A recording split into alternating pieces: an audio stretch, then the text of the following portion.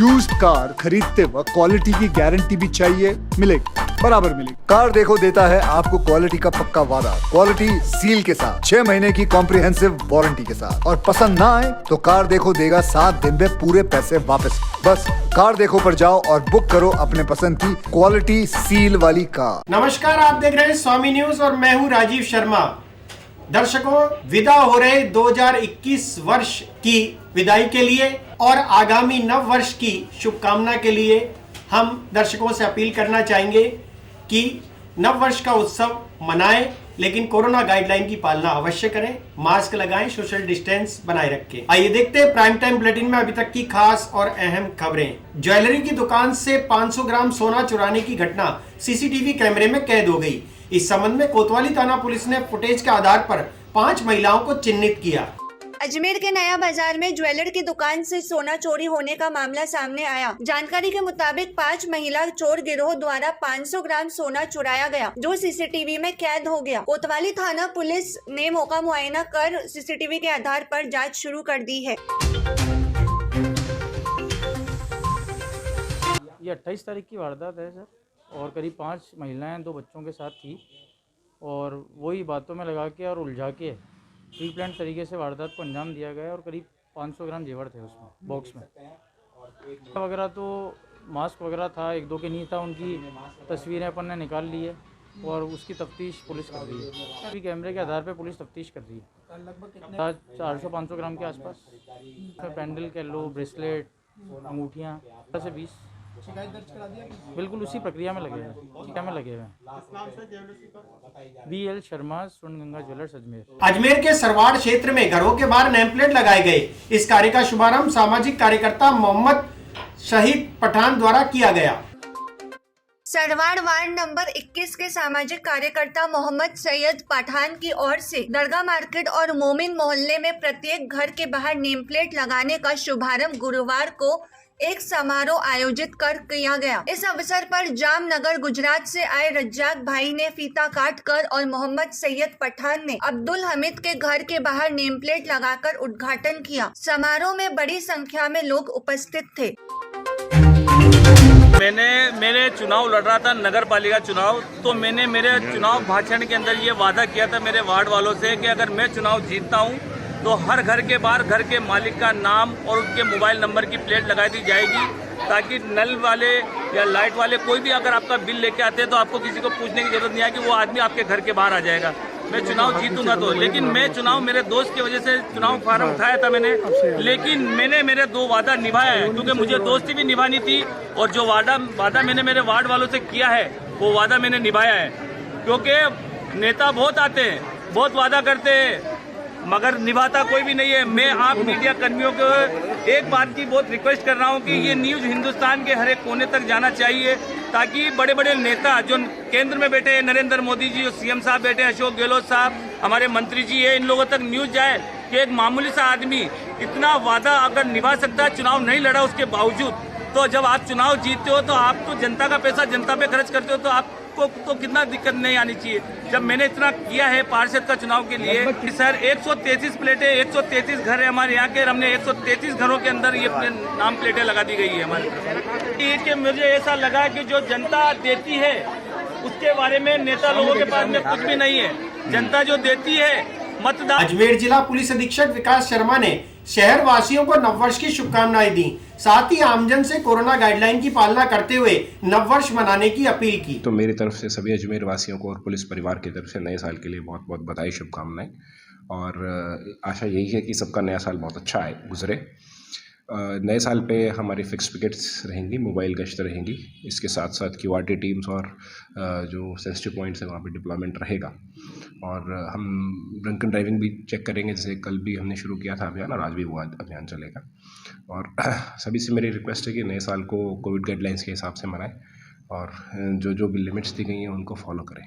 साथ साथ अलग अलग जगहों की होटल ढाबों की चेकिंग भी की जाएगी। देखिए, सेलिब्रेशन पार्टी के लिए राज्य सरकार ने छूट दी है, तो उस छूट की सबको पालना करनी चाहिए और उस समय के बाद जैसे 12:30 बजे का एक टाइम है, उसके बाद अपने घरों की तरफ मूवमेंट। तो आज के लिए शाम के लिए मेजर ड्यूटी यही है, तो मैक्सिमम डिप्लॉयमेंट 70%, 60-70% नए साल की ड्यूटी के लिए लगा है। वर्तमान में फैल रहे नए वेरिएंट ओमिक्रॉन की जागरूकता लोगों में लाने के लिए और नए साल पर सजगता से नववर्ष मनाने के लिए स्वामी न्यूज के द्वारा पुष्कर से लाइव कार्यक्रम के माध्यम से अवगत कराया गया।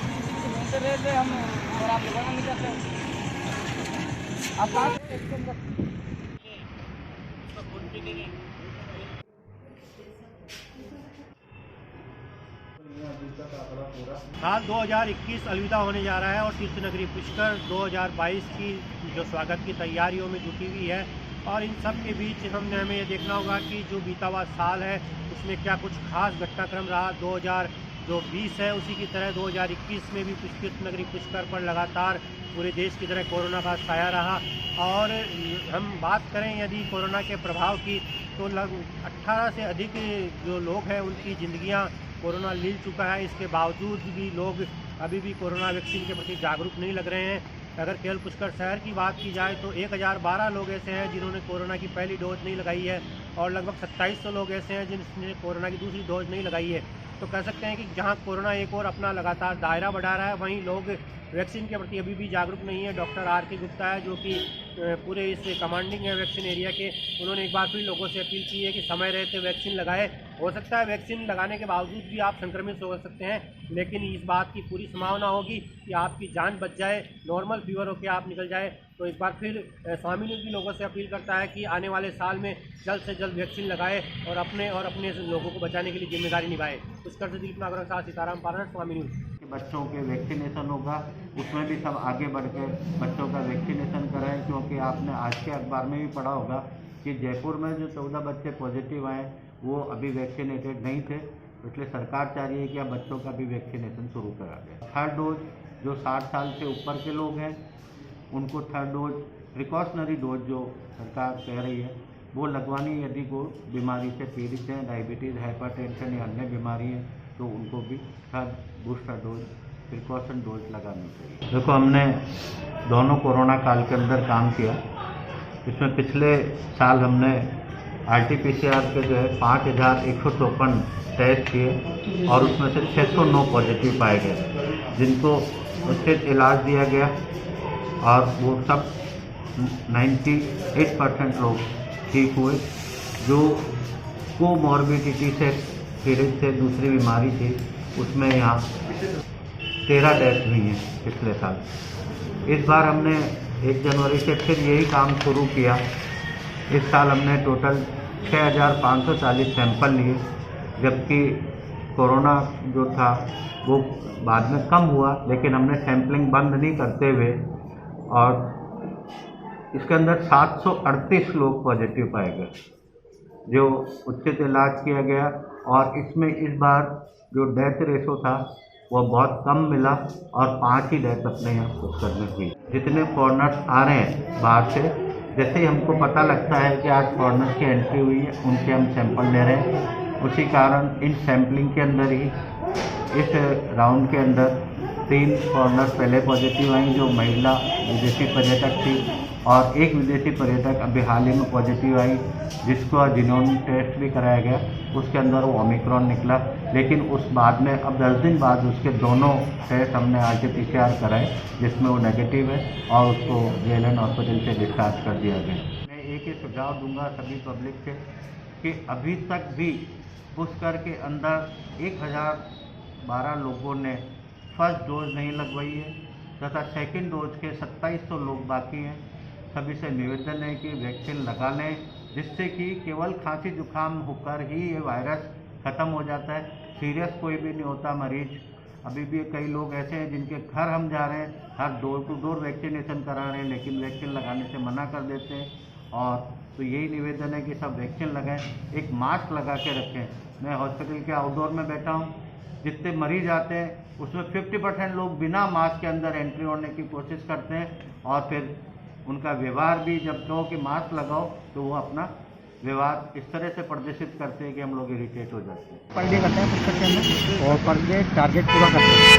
तो ये क्या लेबर हमें दिखाई, हमने इनसे पूछा कि भाई वैक्सीनेशन लगवा लो, तो कुछ ने लगवा रखे थे, उन्होंने तो कह दिया हाँ, और कुछ नहीं लगवा रहे थे, वो भग गए थे। तो हमने इनके ठेकेदार से संपर्क करा और फिर इनसे बात करी तो ठेकेदार ने बोला कि हम अब लगवा लेंगे इनके। ये एक्चुअली में डोज लगवा नहीं रहे थे, भाग रहे थे इधर, इसलिए हमें ऐसा फिर आगे करना पड़ा। घंटे करीब यहाँ खड़े रहे और 1 घंटे समझ पैदा हुआ। मजदूर करीब 25 बता रहे हैं, 10 यहाँ पे रुके हैं, बाकी 15 इधर उधर हो गए। बाकी कि मैं हमारी लेबर है, काम कर रही है, मैं चाह रहा हूँ वैक्सीन लगवा लें सब, ठीक है।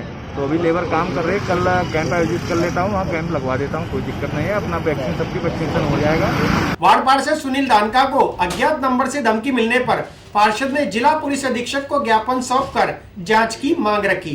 एडीए द्वारा मार्ग बनाने के लिए वार्ड नंबर 54 में स्थित चर्च की दीवार पर तोड़फोड़ की कार्रवाई की जा रही थी, जिसे पार्षद सुनील धानका द्वारा कागज नहीं होने पर रुकवा दिया गया था, जिसके बाद पार्षद को अज्ञात नंबर से इस मामले में पढ़ने पर शहर से गायब करने की धमकी मिली। इस संबंध में धानका ने एसपी को ज्ञापन सौंपकर जांच की मांग की।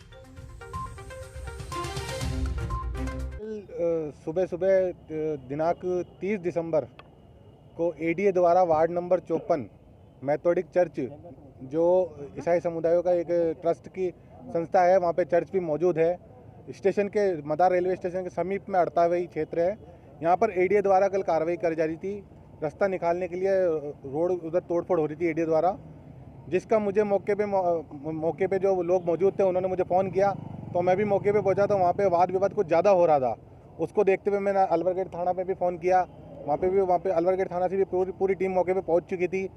जो वहाँ पे विवाद हो रहा था उसको विवाद को शांत कराया गया, मौके पे सबकी सुनी गई।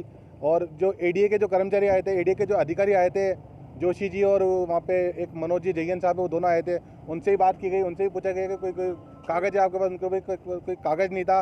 उसको देखते हुए मैंने वो कार्रवाई को तुरंत रुकवाया था कि आपके पास में कागज़ हो तभी इस कार्रवाई को पूर्ण करिए। अगर कोई जनहित का काम है तो जनहित का काम है तो कागज़ हाथ में होने चाहिए। कि वहाँ पे मतलब माहौल ऐसा हो गया था, ईसाई समुदाय वहाँ पे एकत्रित हो गए थे और लड़ने जैसा माहौल एक पैदा हो चुका था, जिसके तहत मैं भी वहाँ पे पहुँचा था। लेकिन कल फिर रात को एक अननोन नंबर से मेरे पास में कॉल आता है, जिसमें मुझे धमकी दी जाती है कि आप ये चर्च वाले मामले से दूर हट जाओ। अगर आप इसमें जुड़े रहोगे इस मामले में, या आगे से अब इस मामले में आपका नाम आता है तो आपको मतलब अजमेर से गायब कर दिया जाएगा। धमकी भरे मुझे मैसेज भी आया, कॉल भी आया। तो उसके खिलाफ आज हम यहाँ पे एसपी साहब को ज्ञापन देने, सभी पार्षद भाई मेरे साथ में मौजूद है, हम सब एसपी साहब के साथ में निवेदन करने आए हैं कि इस नंबर के खिलाफ कार्रवाई हो। जिस नंबर से मुझे धमकी भरा कॉल आया इसको पकड़ा जाए, ताकि ये जो माहौल पैदा हो रहा है, आज एक जनता के द्वारा चुने गए जनप्रतिनिधि जो हर जनता के मतलब जनता की आवाज़ उठाते हैं, हमारा कर्तव्य बनता है कि उनको कोई चोट पहुँचे तो हम मौके पे पहुँचे। उसके बावजूद अगर ये ऐसे कोई भूमाफिया लोग हमारा को फ़ोन करेंगे, धमकाएंगे, तो इसके खिलाफ मतलब हम सब जने एक साथ में खड़े हुए हैं और आवाज़ उठाते हैं कि इसके खिलाफ कार्रवाई होनी चाहिए। आज हमारे सुनील भाई को रात को किसी ने धमकी दी कि भाई आप लोगों को आपको उठा लेंगे। वो एक इनका ज़मीन का कोई मुद्दा था, जिसको लेकर सुनील भाई एरिया के पार्षद है, जितने भी पार्षद है, कभी क्षेत्र में जो भी प्रॉब्लम्स होती है, कोई समस्या ऐसी आ जाती है, भाई आपस में विवाद होता है, तो पार्षद जाता ही है समझाने। तो उसी कड़ी में हमारा सुनील धानका जी भी वहाँ पर गए और ज़मीन के विवाद को लेकर, और यही बात कही थी भाई जिसके पास कानूनी हक है वो इस ज़मीन का मालिक है, उसके रहे, और जिसके पास नहीं है उसके इस तरह से धमकियाँ नहीं दे। बस इतना बात हुई और यहाँ पर कलेक्टर पे एक ज्ञापन दिया था कल, और उसके बाद उनको एक रात को कोई अज्ञात व्यक्ति ने धमकी दी कि भाई आप लोग अगर ऐसे बीच में बोलोगे तो आपको उठा लेंगे या मार देंगे, या जो भी उनको कहा वो गलत कहा। अगर ऐसे धमकियाँ देने लगे और इन धमकियों से डर के जनप्रतिनिधि अगर ऐसे कोई सच्चाई के मार्ग पर काम नहीं करेगा तो कैसे काम चलेगा। जनता, आम जनता सभी पार्षदों से ये उम्मीद रखती है कि हमारे कोई भी छोटे मोटे काम है जो पार्षद गए, क्योंकि आपने देखा होगा क्षेत्र में हमेशा पार्षद ही मौजूद रहता। कभी भी एमएलए एमपी के पास इतना कोई बड़ा मुद्दा होता नहीं है। जो क्षेत्र का व्यक्ति जाता है वो केवल पार्षद के पास जाता है और उम्मीद लगा के जाता है, और उसी उम्मीद के आधार पर वो सभी की बात निष्पक्ष रूप से करता है। तो ऐसे हम लोगों का एक विरोध है कि अगर जिसने ऐसे धमकी दी है तो जांच की जाए उस नंबर की कौन व्यक्ति है और उसके ऊपर कड़ी कार्रवाई की जाए, जिससे कि आगे लोगों को सबक मिले। जो ऐसे भूमाफिया है जो धमका के ये काम करवाने की कोशिश कर रहे हैं, वो उनको सबक मिल जाए। फिलहाल इस बुलेटिन में इतना ही। आज सभी दर्शकों से हम अपील करना चाहेंगे कि कोरोना गाइडलाइन की पालना करते हुए उत्सव मनाएं, नव वर्ष का स्वागत करें, लेकिन कोरोना गाइडलाइन की पालना अवश्य करें, मास्क लगाएं, सोशल डिस्टेंस बनाए रखें। हमारे फेसबुक पेज को लाइक करें, शेयर करें, फॉलो करें, इंस्टाग्राम को फॉलो जरूर करें, यूट्यूब चैनल को सब्सक्राइब करें, लाइक करें, शेयर करें, बेल आइकन का बटन दबाना ना भूलें। देखते रहें स्वामी न्यूज। जय हिंद, जय भारत।